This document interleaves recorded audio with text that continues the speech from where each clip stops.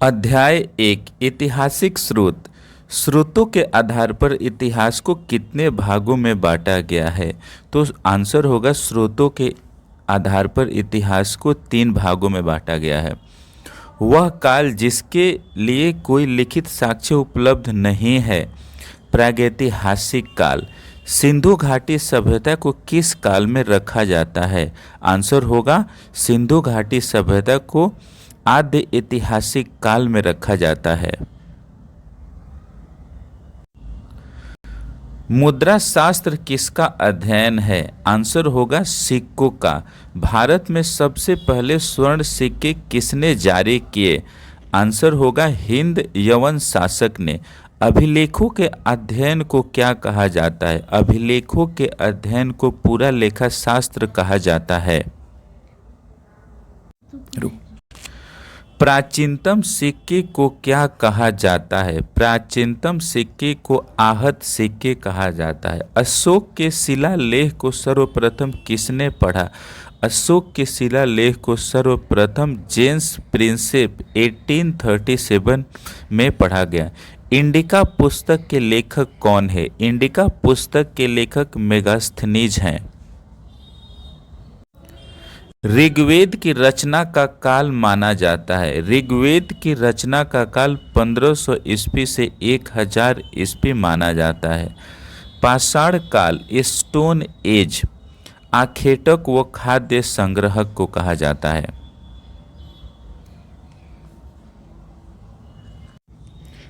पूरा पाषाण काल का मुख्य व्यवसाय क्या था? पूरा पाषाण काल का मुख्य व्यवसाय आखेटक व खाद्य संग्रहक था। हस्त कुठार हैंड एक्स किस काल का प्रमुख औजार था? हस्त कुठार निम्न पूरा पाषाण का औजार था। आधुनिक मानव का उदय किस काल में हुआ था? आधुनिक मानव का उदय उच्च पूरा पाषाण काल में हुआ था। भीमबेटका की गुफाएं किस लिए प्रसिद्ध है? भीमबेटका की गुफाएं प्राचीन शैलचित्र के लिए प्रसिद्ध है। माइक्रोलिथ किस काल के औजार हैं? माइक्रोलिथ मध्य पाषाण के औजार हैं। पशुपालन का प्राचीनतम साक्ष्य कहाँ से मिला? उत्तर होगा बागोर व आदमगढ़ से। गर्तवास कहाँ पाए गए हैं? गर्तवास बुर्जहोम में पाए गए हैं। मेहरगढ़ किस काल का प्रमुख स्थल है? मेहरगढ़ नवपाषाण काल का प्रमुख स्थल है। कुत्ते को मालिक के साथ दफनाने के साक्ष्य कहाँ मिले? कुत्ते को मालिक के साथ दफनाने के साक्ष्य बुर्जहोम में मिले। हड्डी के औजार के लिए प्रसिद्ध चिरांद कहाँ स्थित है? हड्डी के औजार के लिए प्रसिद्ध चिरांद बिहार में स्थित है।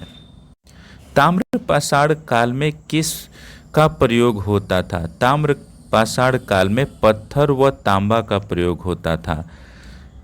ताम्रवती किस स्थल का प्राचीन नाम है? उत्तर होगा अहार। जोरवे संस्कृति का प्रमुख स्थल कौन सा है? जोरवे संस्कृति का प्रमुख स्थल दैमाबाद है। इनाम गांव किस प्रकृति से संबंधित है? इनाम गांव जोरवे से संबंधित है। ताम्रपाषाण काल का प्रमुख मृत भांड था काला लाल। ताम्रपाषाण काल में वृषद किसका प्रतीक था? इसका आंसर होगा धार्मिक पंथ। सबसे बड़ी ताम्र निधि कहाँ से मिली? सबसे बड़ी ताम्र निधि मुंगेरिया में मिली। ताम्रपाषाण काल के लोग किस पशु से परिचित नहीं थे? इसका आंसर होगा ताम्रपाषाण के लोग घोड़ा से परिचित नहीं थे। कायथा संस्कृति का समय क्या है? कायथा संस्कृति का समय 2000 से 1800 ईस्वी पूर्व है। जोरवे संस्कृति कैसी थी? जोरवे संस्कृति के बारे में मुख्यतः ग्रामीण जोरवे संस्कृति को माना जाता है। कांस्य युग की अवधि मानी जाती है 2500 से 800 ईस्वी। कांसा किन दो धातुओं से बनता है? तांबा टीन से कांसा बनता है। भारत में लौह युग का प्रारंभ कब माना जाता है? भारत में लौह युग का प्रारंभ लगभग 1000 ईस्वी पूर्व में माना जाता है। महापाषाण का संबंध किससे है? महापाषाण का संबंध विशाल कब्र से है। महाराष्ट्र में मृतकों को किस दिशा में दफनाया जाता है? महाराष्ट्र में मृतकों को उत्तर दक्षिण दिशा में दफनाया जाता है। वेदों को समझने हेतु किन ग्रंथ की रचना हुई है? वेदों को समझने हेतु वेदांग की रचना हुई है। अष्टाध्यायी के लेखक कौन है? अष्टाध्यायी के लेखक पाणिनि हैं। अर्थशास्त्र के लेखक कौन है? अर्थशास्त्र के लेखक कौटिल्य हैं। अभिज्ञान शकुंतलम के रचयिता कौन है? अभिज्ञान शकुंतलम के रचयिता कालिदास है। राजतरंगिणी के लेखक कौन है? राजतरंगिणी के लेखक कल्हड़ हैं। पंचतंत्र के लेखक कौन है? पंचतंत्र के लेखक विष्णु शर्मा है। फाहयान किस राजा के समय भारत आया था? फाहयान चंद्रगुप्त द्वितीय के समय भारत आया था। हेनसांग भारत किसके शासन काल में आया? हेनसांग भारत हर्षवर्धन के शासन काल में आया।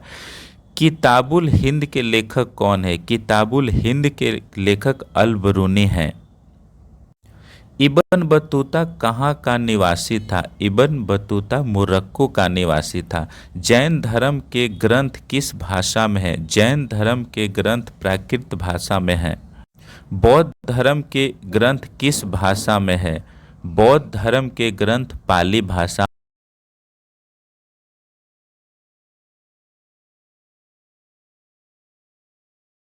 पुराणों की कुल संख्या कितनी है? पुराणों की कुल संख्या 18 है। सिक्कों के अध्ययन को क्या कहते हैं? सिक्कों के अध्ययन को न्यूमिस्मैटिक्स कहते हैं।